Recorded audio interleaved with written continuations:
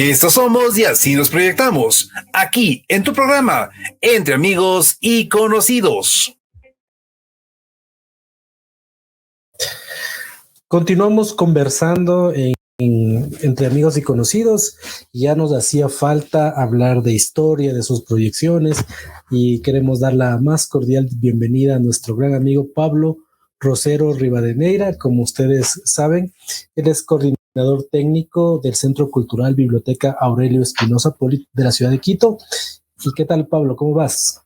Bien, Diego, muchas gracias. Gracias por este espacio.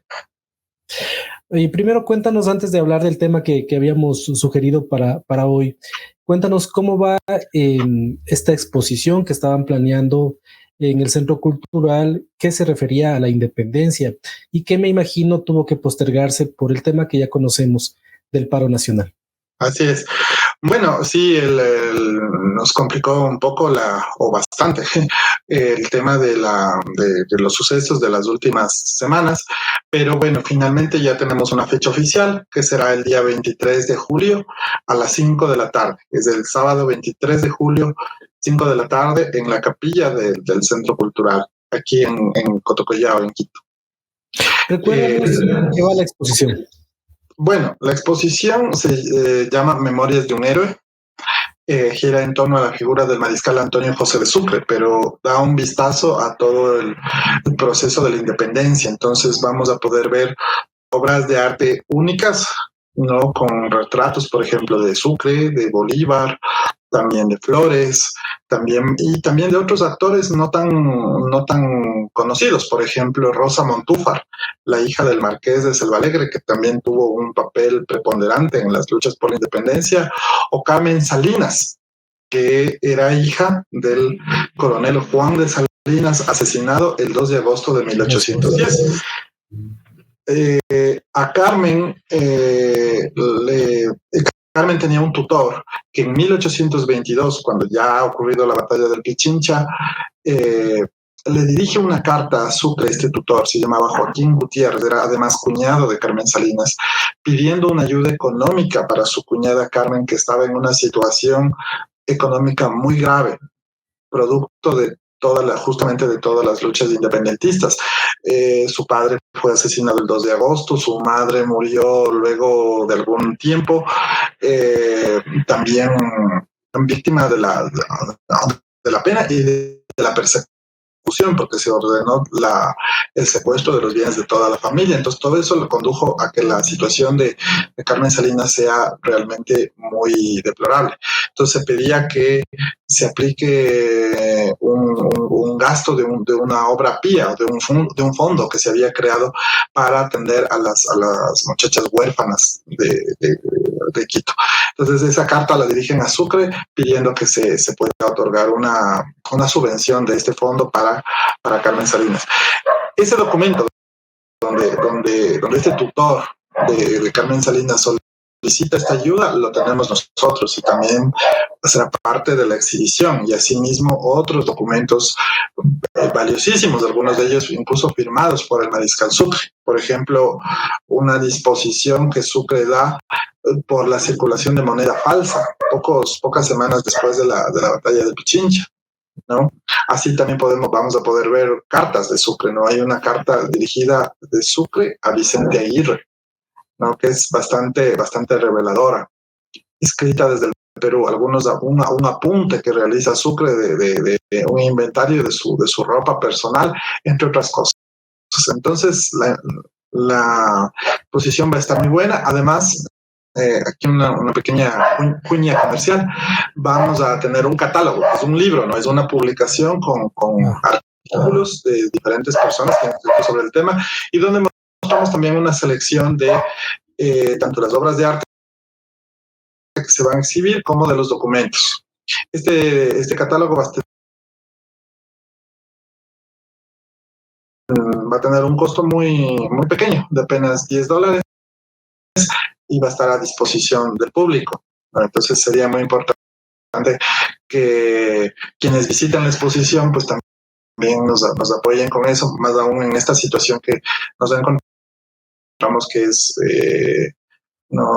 esta situación económica del centro cultural, que continúa siendo pues bastante complicada. Para la gente que nos escucha y nos ve, esta exposición, ¿cuánto tiempo va a estar pues montada? ¿En qué horarios puede ser visitada? ¿Y dónde? Va a estar montada desde el día 23 que inauguramos hasta el 15 de noviembre aproximadamente. Y se puede visitar de martes a sábado de 8 de la mañana a 1 de la tarde y de 2 a 5. O sea, es decir, en el horario regular de la biblioteca. Entonces se puede visitar sin ningún problema. Muy bien, muy bien. Oye, una curiosidad ya final. Este momento están subiendo pues los casos de COVID. ¿Cómo están los temas de distanciamiento, de cuestiones de mascarillas, en cuestiones masivas? Sí, bueno, no hay que descuidarse, ¿no? Y entonces eso también lo estamos aplicando en el centro cultural, el uso de la mascarilla, hay dispensadores de alcohol, en puntos estratégicos también de la biblioteca. Al ingresar también, si tú lo deseas, te hacen un proceso de desinfección, y también pues el ingreso es por grupos, ¿no? Nosotros si nos seguimos manteniéndonos en nuestro aforo, que ya venimos bastante tiempo con eso de 8 personas, ¿no? Hacemos grupos de 8 personas para que no hayan aglomeraciones. Entonces sí está previsto esto de asegurarnos para cuidar la salud de todos. Bueno, ya estamos pendientes y deseosos también de poder visitar finalmente y conocer de cerca todos estos legados que realmente nos emocionan saber de nuestro pasado. Y bueno, relacionado también con este tema y con la independencia y con los héroes, habíamos planteado conversar acerca de estas relaciones, digamos, amorosas que se fueron generando también de estos héroes, de estos protagonistas de la independencia. El 16 de junio pasado, que era por donde surgió la idea, y luego pasó lo del paro, y eso ya lo sabemos, era justamente un aniversario más del ingreso de Simón Bolívar a Quito, después de la batalla de Pichincha. Y precisamente es una fecha que se toma también como de este primer encuentro de Bolívar con Manuela Sáenz. A raíz de eso, cuéntanos pues primero de Bolívar y luego iremos también hablando de Sucre, que entiendo es un caso diferente. Bolívar siempre estaba rodeado pues de estos amores y sabía que decían que según la crónica de sus batallas también se contaba la crónica de sus amores, ¿no? A la par, decían. Pero que Sucre era un poco diferente. Vamos a ir hablando. Háblanos, por favor, de este encuentro famoso que ha trascendido de Bolívar y Manuel. Bueno, antes de empezar, yo sugiero para las personas que les interesan estos temas, ¿no? De los amores, de esta época de la independencia, hay un libro que es de Fernando Jurado Novoa, que se llama Las noches de los libertadores, ¿no? Donde detalla ampliamente todos los romances de estos personajes. Ya enfocándonos en el caso de Bolívar, en efecto, el 16 de junio de 1822, él realiza su ingreso a Quito.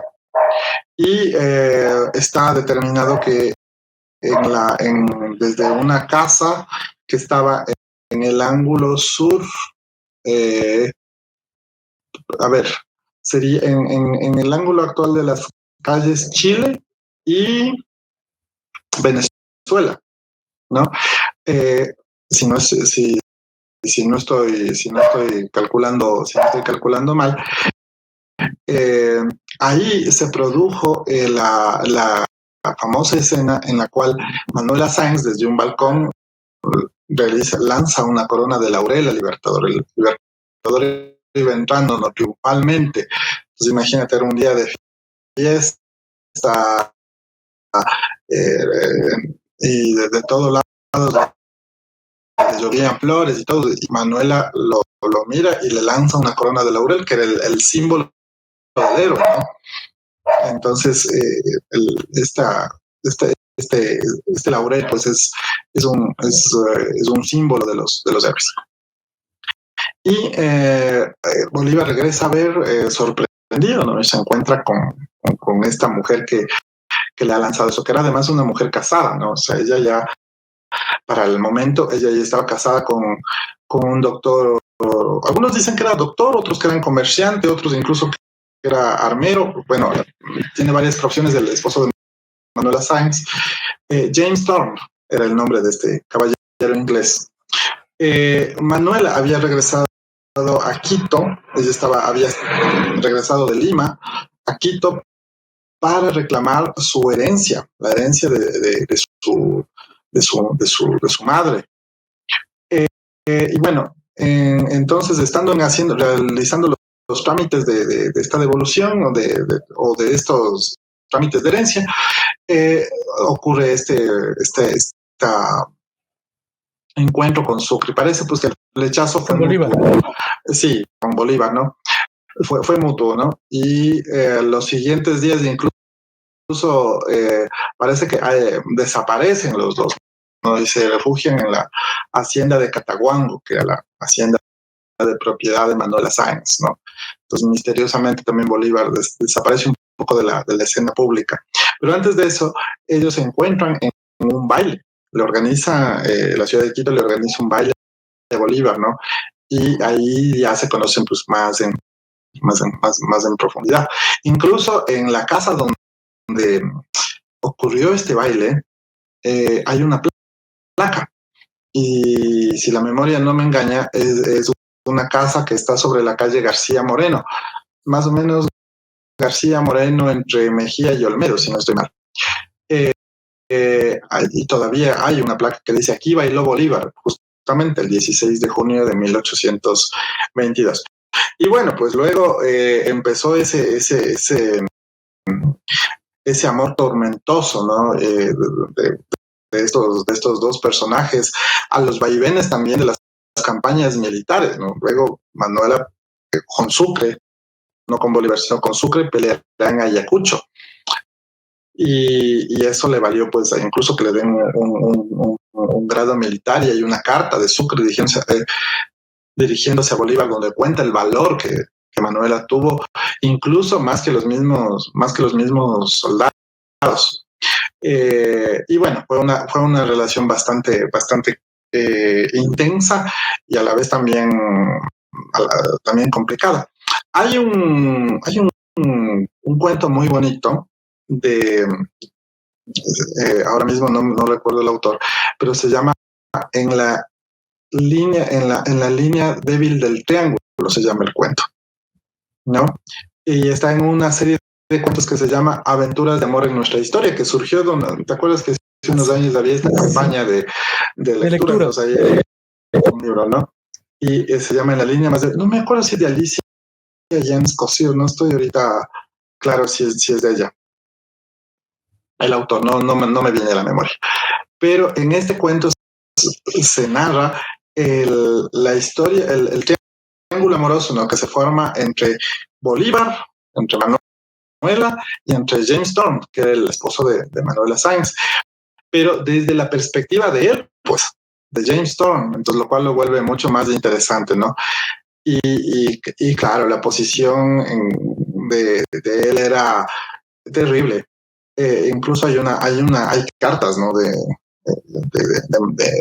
Manuela a James Thorne, donde incluso parecería ser que hasta se burla de su situación de ser una persona traicionada, y ella se enorgullece, ¿no?, de ser la preferida, dice ella, del libertador Bolívar.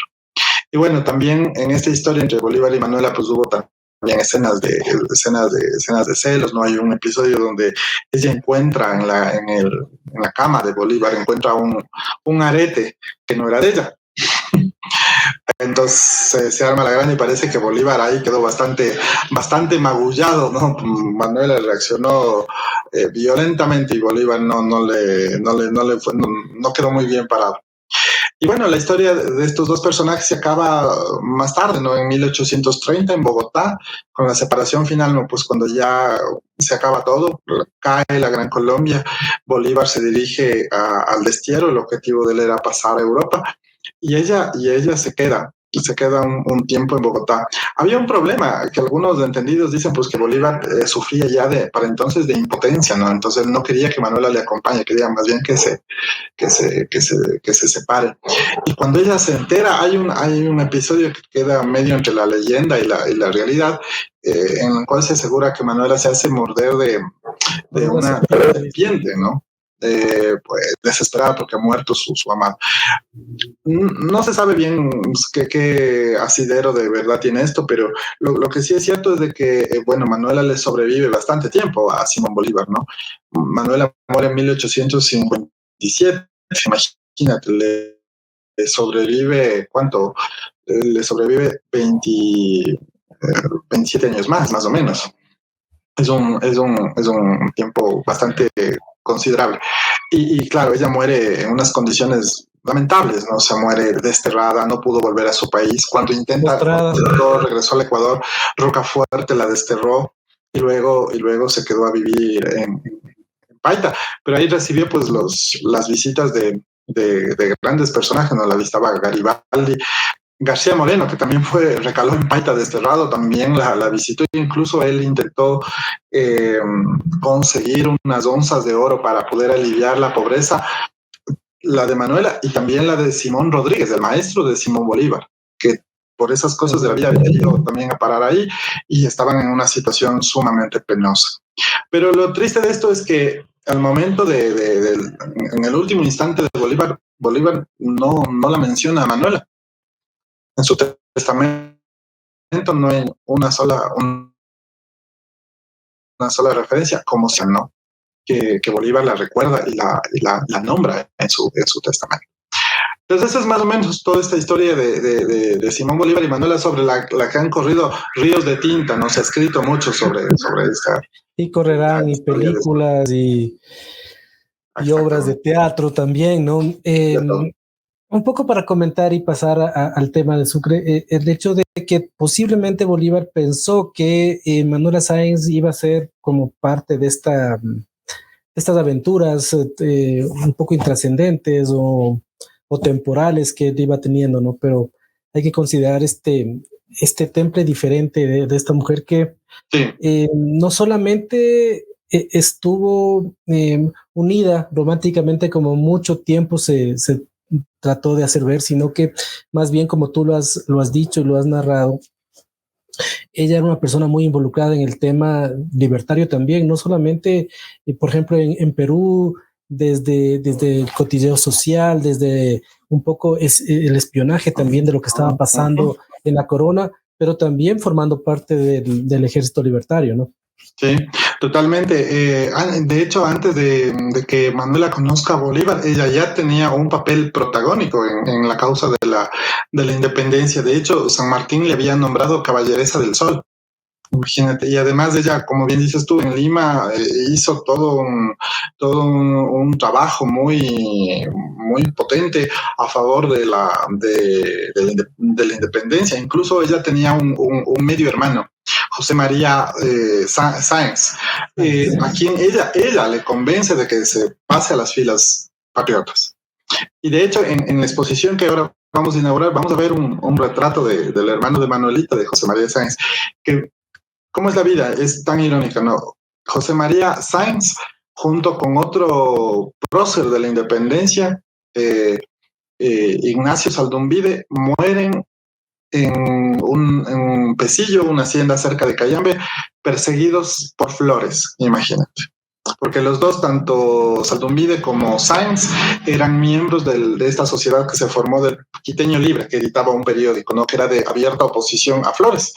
Flores los persiguió, el gobierno de Flores incluso asesinó a algunos de los miembros de esta sociedad. sociedad, y uno de ellos que peleó en Pichincha, imagínate, el coronel Francisco Hall, fue asesinado a lanzazos y su cuerpo desnudo colgado en un poste en la plaza de San Francisco. Imagínate, qué epílogo más triste para estos personajes que lucharon por la independencia, y realizado no por los españoles, ¿no?, sino por alguien que fue su compañero. Precisamente en uno de sus biógrafos dice que Manuela responsabilizaba a Flores de su desgracia también, porque muchas veces ella, como conocido, como compañero de lucha, también se había dirigido a él como presidente ya del naciente Ecuador para que facilite su vida, en el sentido de que no pedía más allá de lo que le correspondía, que era esa herencia que nunca cobró, pero que ella le responsabilizaba de toda esa ignominia, porque de alguna forma pensaba que ella podría ser algún referente de conspiración también para él, ¿no? Mira, Flores se maneja de una manera muy ambivalente, muy, ¿qué te puedo decir? Acomodaticia, por usar calificativos suaves, ¿no? Que tratando de un poco usar un eufemismo, por decirlo de alguna manera. Mira, a 15 días, o un poco más tal vez, de que el Ecuador se separe de la Gran Colombia, Flores escribe una carta a Bolívar proponiéndole que venga al Ecuador para que aquí usted gozará del cariño, aquí lejos de la maledicencia de sus enemigos, no sé qué.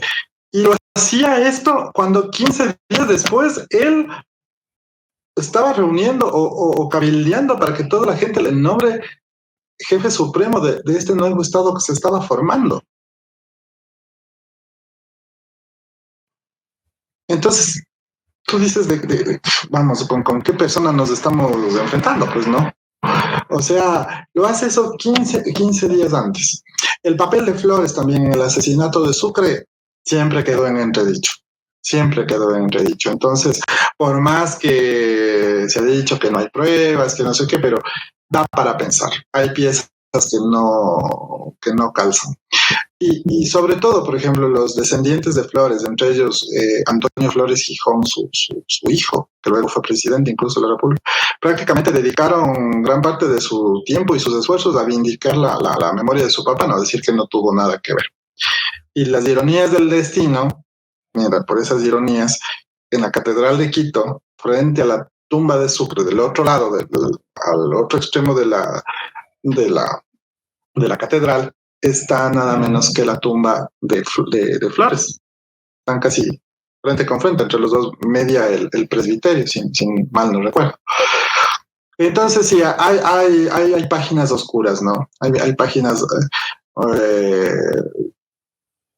tenaces entre estos luchadores por la independencia. Y sí, Manuela también estaba inconforme porque Flores, así como con muchos se manejaba de manera ambigua, también lo hizo con ella, ¿no? A veces le hacía ofrecimientos, después no le cumplía o evadía las cartas, en fin. Entonces Manuela tenía sobradas razones también para dudar aunque tienen un epistolario bastante nutrido y extenso, ¿no? Sí. Eso también hay que considerarlo. Hay que revisarlo con más detenimiento, el epistolario entre Flores y Manuela, para poder sacar una conclusión más acertada. Bueno, digamos que en esa época estos personajes estaban en la cúspide de su popularidad y muchas personas los habrán rodeado también con esa admiración, tal vez con ese interés también de alguna aventura romántica, porque eran los personajes de moda, ¿no? Y bueno, se supone que Bolívar lo supo aprovechar bien. ¿Cuál es el caso de Sucre? También él era un joven, también claro, protagonista, ¿no? De las guerras independentistas. Él fue el estratega, digamos, de la batalla de Pichincha. Luego lo será de Ayacucho, luego se convertirá en presidente de Bolivia. O sea, era un personaje también bastante connotado. ¿Qué pasaba en cuestión romántica con Sucre. 27 años tenía Sucre cuando peleó en la batalla del Pichincha. Entonces, imagínate, era jovencito. Y bueno, si nos ceñimos a lo que dice Cristóbal Gangotena y Gijón, no era muy apuesto Sucre, ¿no? Gangotena sostiene que no lo era. Sin embargo, la historia de él es un poco diferente a la de Bolívar, ¿no? En el caso de Bolívar y Manuel vemos como un flechazo ahí mutuo, ¿no? La historia de Sucre fue diferente. Él conoce unos días antes de la batalla del Pichincha, cuando él todavía está por la Tacunga, planificando cómo arribar hacia la ciudad de Quito, conoce ya a los papás de la que luego fue su esposa, la marquesa de Solanda. Y la conoce también a ella, ¿no? Y luego vuelven a encontrarse ya cuando ha ocurrido la batalla del Pichincha. Se dice que Sucre bajó del campo de batalla y en esa tarde del mismo 24 de mayo y hacia la plaza de Santo Domingo. Y ahí en el convento de Santo Domingo estaban recluidas tanto la mamá de Mariana como Mariana. Y entonces a él les llama la atención, estaban vestidas con hábitos de religiosos, seguramente por esconderse, ¿no? De los rigores de la guerra. Entonces eso les llama la atención a Sucre y manda que se acerquen. Entonces resulta que eran pues las personas que había conocido días antes. En ese fervor de los días siguientes a la batalla del Pichincha, ¿no? El papá de Mariana, Felipe Carcelén, que también él había tenido papel ambiguo, ¿no? Primero fue realista, luego patriota, luego otra vez realista y luego finalmente otra vez patriota. Estuvo ahí medio a dos bandos, ¿no? Él le propone a Sucre que se case con Mariana, ¿no? Entonces, y Sucre no sabe muy bien cómo reaccionar, como que no da una respuesta clara, y luego también él se queda en Quito, Sucre, pero como intendente, que esa es una faceta que se conoce poco. A veces piensa como se ganó la batalla y todos felices, y había muchas cosas que hacer. La situación en la que quedaba la ciudad y la presidencia de Quito era sumamente complicada. Y Sucre se queda como intendente. Entonces él se queda más o menos desde mayo, que es la batalla, hasta por ahí diciembre, se queda como intendente del departamento de Quito, dicta medidas. Estaba también la amenaza que algún rato hemos conversado contigo también desde el norte, desde Pasto, los pastuzos, siempre en todas las cartas salen los pastuzos, ¿no? Que eran como el último baluarte de los realistas. Y los digo así porque así aparecen en los documentos. El mismo Sucre, ya estando en Bolivia, a Vicente Aguirre le dice: ¿y cómo le va a usted con los pastuzos? Porque el que le releva a Sucre en la intendencia del departamento de Quito es Vicente Aguirre, su mano derecha, ¿no? En Quito. Entonces, pues Sucre, luego de que él sale, se dirige a la campaña del sur. Seguía el plan de Bolívar y todo era libertar al Perú. Ocurre luego en 1824 la batalla de Ayacucho. Posteriormente Sucre se traslada a Bolivia, es el primer presidente de Bolivia, ¿no? Ahí también luego se suscitan problemas. Entonces todo esto como que distancia y dilata las relaciones con Mariana. Y mira una cosa interesante, hace pocos días encontré yo una carta dentro de este tema que estamos haciendo, de la exposición, una carta de Sucre a Vicente Aguirre, ¿no? Hablan de varias cosas.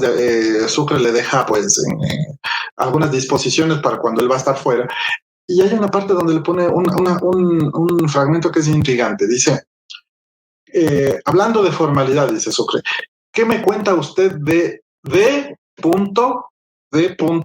mar puntos suspensivos?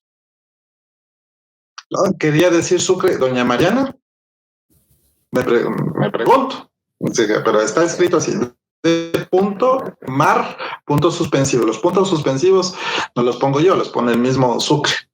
Y luego lo que dice a continuación parecería confirmar que sí se trata de ella, porque dice, me cuentan que se casa. Cuénteme usted qué hay de esto. Y si es que es así, esta larga campaña, la que estaban emprendiendo en Bolivia y todo lo demás, me distraerá de este gran pesar.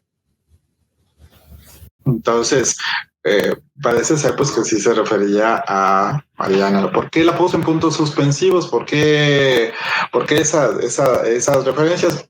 Ahí tenemos mucha tela que cortar, ¿no? Oye, Entonces, eso quiere decir, sí. eso quiere decir que si hubo a pesar de estar dubitativo en la propuesta del padre de Mariana, si hubo un gusto, una atracción hacia Lo que parece ser es de que con el tiempo, o sea, Sucre sí llegó a enamorar de Mariana, pero no al revés. Parece que no ocurrió al revés. Varios autores coinciden en que no. Tan así que luego del asesinato de Sucre, ¿no? Al poco tiempo ella se casa con otro general de la independencia, con Isidoro Barriga, ¿no? Y ella llega a pronunciar una frase que puede sonar dura, ¿no? En algún momento ella dice, con Sucre me casaron, con Barriga me casé. Ya con eso te dice todo, ¿no? Además, el tiempo que como pareja tuvieron juntos fue muy poco, porque la mayor parte del tiempo Sucre estuvo fuera. Entonces, y sobre todo, imagínate, en Bolivia, hay un momento en que Sucre intenta que Mariana viaje a La Paz. Imagínate el viaje que era una locura, ¿no? Entonces, y Mariana se resiste, evade, hay mucha correspondencia de Sucre de Mariana, pero Mariana no contesta. No contesta. Entonces, ahí nos lleva a pensar que no era muy correspondido el mariscal por Mariana Carcelén. Eso no quiere decir que no tuviera sus otras aventuras, ¿no? Entonces, de hecho, antes de la misma batalla del Pichincha, en Guayaquil, con una mujer guayaquileña, tuvo un hijo, Sucre, ¿no? Entonces, no es que pasaban precisamente solos, ni eran exclusivamente fieles, ¿no? Entonces, en fin, como ha pasado en todos los tiempos. Claro, pero me parece mucho más discreto con estas relaciones. Sí. Y te voy a contar, voy a volver un ratito a Bolívar, porque hay una historia graciosa, ¿no? Que ocurre en Ibarra, ¿no?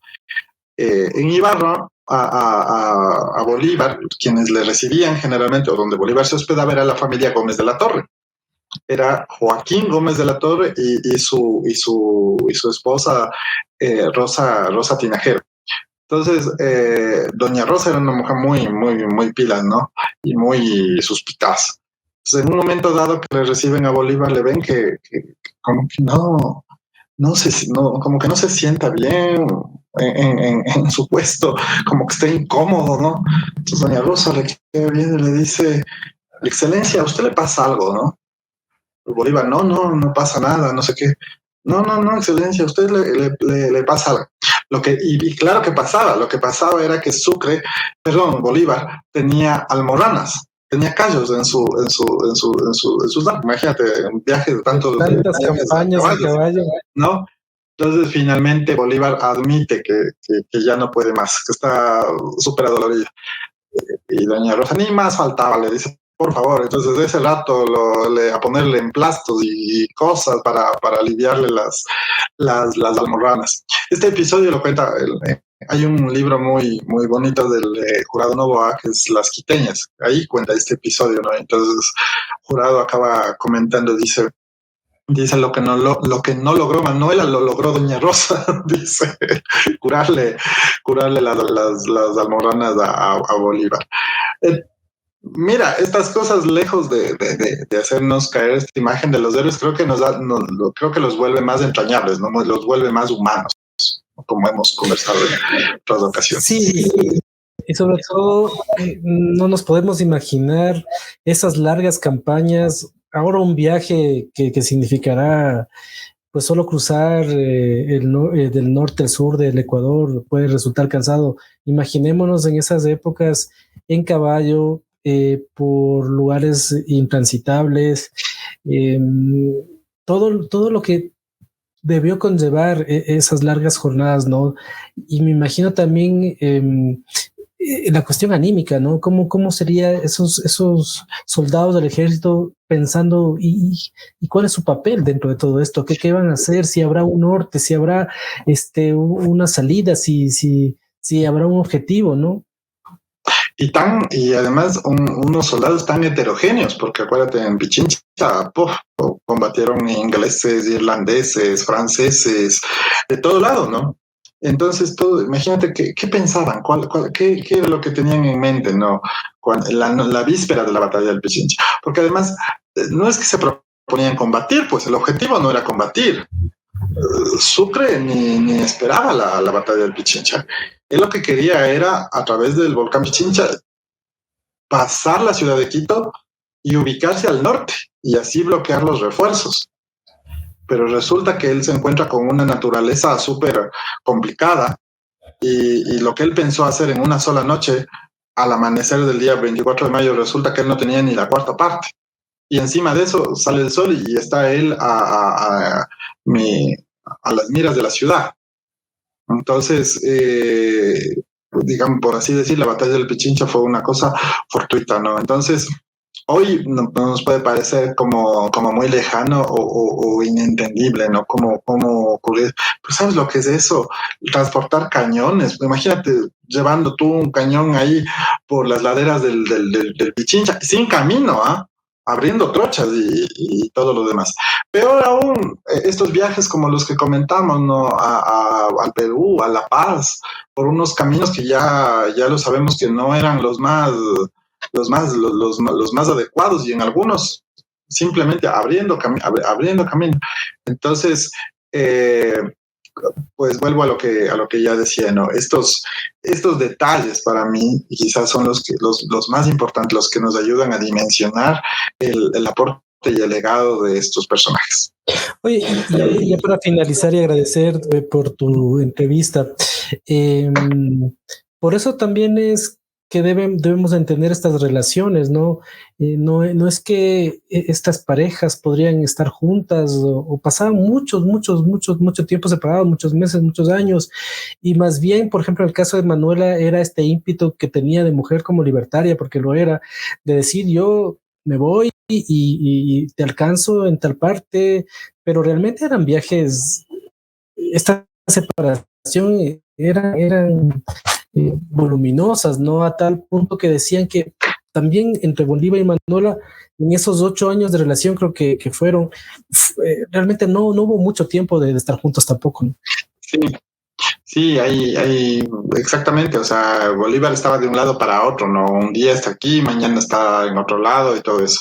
Entonces eso también complicaba las cosas, ¿no? Y Manuela, por su parte, una temporada está en Lima, luego se traslada a otro lado. Luego lo sigue Bolívar, ¿no? Cuando la época, digamos, más que ellos pudieron estar más juntos fue cuando hacia 1827, 28, Bolívar está ejerciendo la presidencia de la Gran Colombia en Bogotá y Manuela le acompaña, ¿no? Y ahí se da el famoso episodio, ¿no? Cuando Manuela le salva, ¿no? Hay un complot contra Bolívar, lo quieren asesinar aprovechando un baile de máscaras y ella se las ingenia para hacerlo salir por una ventana. Es más, en Bogotá creo que hasta ahora está la placa que conmemora ese suceso. Pero así también hubo varios amores no tormentosos en esa época de la independencia. Otra relación que aportó mucho a esta causa fue la de el citado Vicente Aguirre con Rosa Montúfar. Rosa Montúfar era ni más ni menos que hija del marqués de Cerro Alegre, y los dos pusieron, como se dice, plata y persona para la causa de la libertad, ¿no? Es en la hacienda de ellos donde recala Sucre antes de emprender la jornada del Pichincha. Ahí él analiza bien cómo pasar la ciudad de Quito, sabe que no puede ingresar por el sur y plantarse del otro lado, ¿no? Con sus y hay cartas también, ¿no? De Sucre dirigidas a Aguirre, ¿no? Le dicen saludos a doña Rosita, le dice a la esposa de Aguirre. Ese es otro personaje grande de estas luchas. O un poco antes, la historia del coronel Juan Salinas y de su esposa María de la Vega. Doña María de la Vega era hoy diríamos, una gran activista de la causa de la independencia. O sea, una mujer que no le arredraba ni siquiera siquiera la muerte de su esposo. O sea, ella con semejante dolor a cuestas, ella siguió luchando y armando y a la gente y luchando por una sociedad diferente. Entonces realmente eran personas admirables, ¿no? Incluso me regreso un poco más en el tiempo. Acuérdate que en algún momento en este mismo espacio hablábamos de Espejo, ¿no? Y ahí está esta historia que queda medio en la leyenda, ¿no? De este romance que tuvo Espejo con una dama principal de Riobamba, ¿no? Doña María Chiboga, que primero él empieza escribiendo en su contra, ¿no? En la famosa defensa de los curas de Riobamba. Y ella dice, ¿y este mestizo qué se cree para venir a decir estas cosas? Y los llama. Y los dos van como a confrontarse, ¿no? Y parece que por ahí también florece. Vamos, o sea, el amor ha estado presente en todo tiempo de la humanidad, afortunadamente, y pues la época de la independencia no es la excepción, y hay historias realmente muy conmovedoras y muy bonitas que merecen ser traídas a la luz. Bueno, yo espero poder seguir conversando de estos temas contigo, porque es verdad, hay otros personajes que son menos conocidos, pero que es importante también visualizarlos. Y este espacio precisamente es para eso. Pablo, te quiero agradecer y bueno, estar pendientes de esta exposición, porque nosotros estamos muy pendientes también de ir allá y conocer y de primera mano todo lo que va a estar ahí en exhibición. Gracias, Pablo. Gracias, Diego. Les esperamos en la exposición. Un abrazo.